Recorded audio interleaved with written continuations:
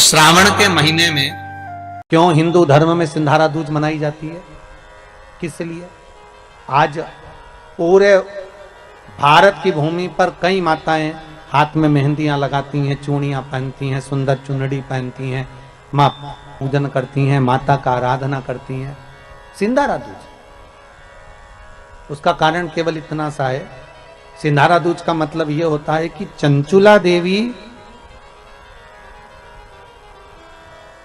जब 14 दिन तक शंकर और पार्वती अपने गुफा में से बाहर नहीं निकले शिव महापुराण के यजमान बनने के लिए, तब माता चंचुला देवी ने हाथ जोड़कर मां जगतजननी जगदम्बा को सुंदर वस्त्र, सुंदर चूड़ियां, सुंदर आभूषण माता के चरणों में ले जाकर समर्पित करे थे और कहा, मां इन चूड़ियों को जो मैं दे रही हूं, ये लाल चूड़ी, ये लाल श्रृंगार, ये लाल वस्त्र, जो लाल चूनर जो मैं प्रदान कर रही हूं, मां बस ऐसी कृपा कर दे कि तू इन चूनर को धारण करे और मेरा भी सौभाग्य, मेरा भी सुहाग अमर कर दे, बस इतनी कृपा मेरे ऊपर कर दे। वो सिंधारा दूज का महत्व है।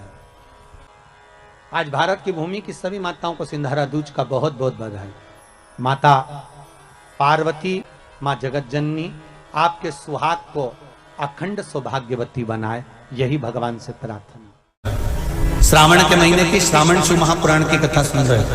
एक बात दिल से बताना, जितनी सौभाग्यवती माताएं होती हैं, ये संक्रांति पर भी 13 चीजें दान करती हैं, 14 चीजें दान करती हैं। बीच में कोई 16 सोमवार का उद्यापन करेंगी तो भी सुहाग की सामग्री देंगी, उद्यापन करेंगी तो भी सुहाग की सामग्री देंगी, कोई कार्य करेंगी तो भी सौभाग्य की सामग्री देंगी। सौभाग्य की सामग्री का दान क्यों किया जाए? सौभाग्य सूचक वस्तुओं का दान क्यों किया जाए? सौभाग्य की वस्तुएं क्यों प्रदान करी जाती है, क्यों दी जाती है? उसका कारण क्या है?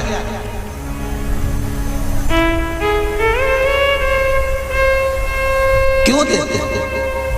महाराज, भारत की भूमि की सौभाग्यवती माताओं का एक मन की अभिलाषा रहती है, भारत की भूमि की माताओं की एक अभिलाषा रहती है कि जब उसके प्राण छूटे तो अखंड सौभाग्य धारण करके पति के कंधे पर और पुत्र के कंधे पर शमशान कर।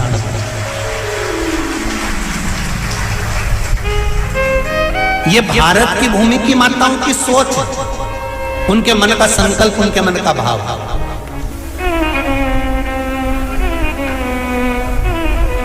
क्यों देते हैं चूड़ी का दान, क्यों देते हैं बिंदी का दान, क्यों देते हैं अखंड सौभाग्य का दान? किस महाराज?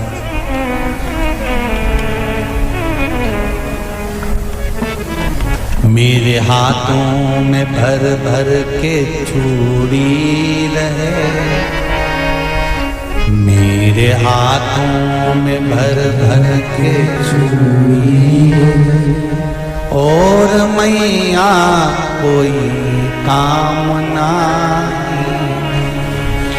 मेरे मस्तक पे चमकती चूनर रहे, मेरे मस्तक पे चमकती चूनर रहे और मैया कोई कामना, मेरी मांगों में भर भर के सिंदूर रहे, मेरी मांगों में भर भर के सिंदूर रहे और मैया कोई कामना नहीं, मेरे पाँव में बिछुड़ी का जोड़ा रहे, एक बिछुड़ी नहीं, कितनी? 2, 3, 4, 5, एक एक पाँव में जोड़े से बिछुड़ी होना चाहिए, केवल एक नहीं, सिंगल नहीं। वो तो आजकल का फैशन हो गया महाराज, जो केवल एक बिछुड़ी धारण कर लो उसी में फैशन दिखे।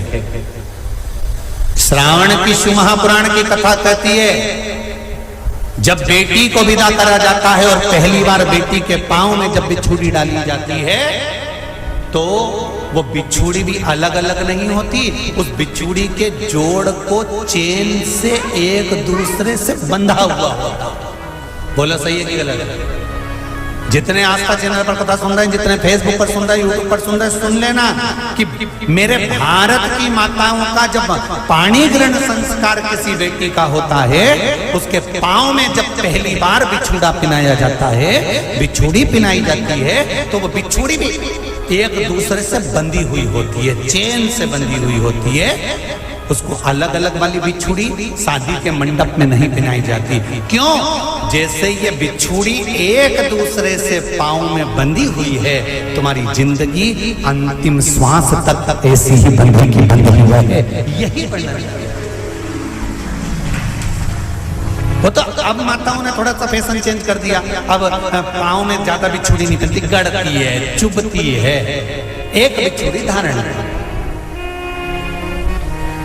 महाराज पर नहीं, बिछुड़ी भी दो हो, जोड़े से। हमारी माताएं, भारत की भूमि की जो माताएं हैं, ये चूड़ी भी हाथ में पहनती है तो जोड़े से पहनती है। बोलो जैसा सही है कि गलत है? एक अकेली चूड़ी माताएं हाथ में धारण नहीं करती हैं। अगर भारत की भूमि की संस्कारित माताएं हैं और भारत की भूमि की सभ्यता और संस्कृति को जानती है, तो अकेली चूड़ी नहीं, जोड़े की चूड़ी पहनेगी, 2 चूड़ा डालेगी, 4 डालेगी, 12 डालेगी, पर सिंगल नहीं, अकेले। श्रावण के महीने की शिव महापुराण की कथा, जिसका नाम है श्रावण शिव महापुराण की कथा, ये कहती है कि पार्वती जी ने और गंगा जी ने ये चतुर्मास में जितना सौभाग्य का दान दिया है, उनके बराबर दुनिया का कोई व्यक्ति इतना सौभाग्य का दान नहीं दे सकता, जो माता गंगा और पार्वती दोनों दान दे रहे हैं।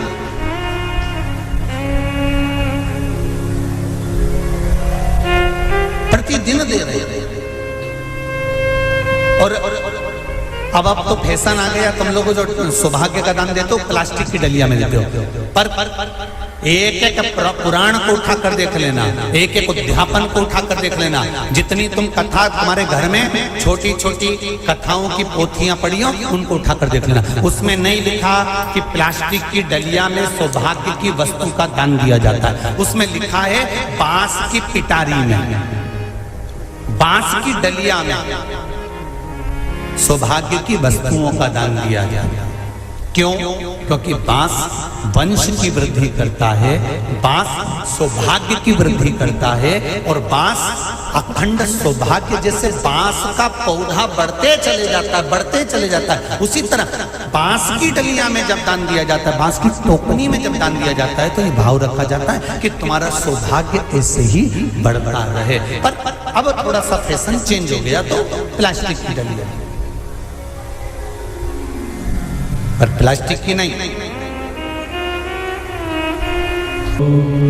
तो गंगा मैया और पार्वती मैया चतुर्मास के अंतर्गत जो त्योहार पड़ता है, चतुर्मास के अंतर्गत जो व्रत पड़ते हैं, ये किसी दूसरे के नहीं है।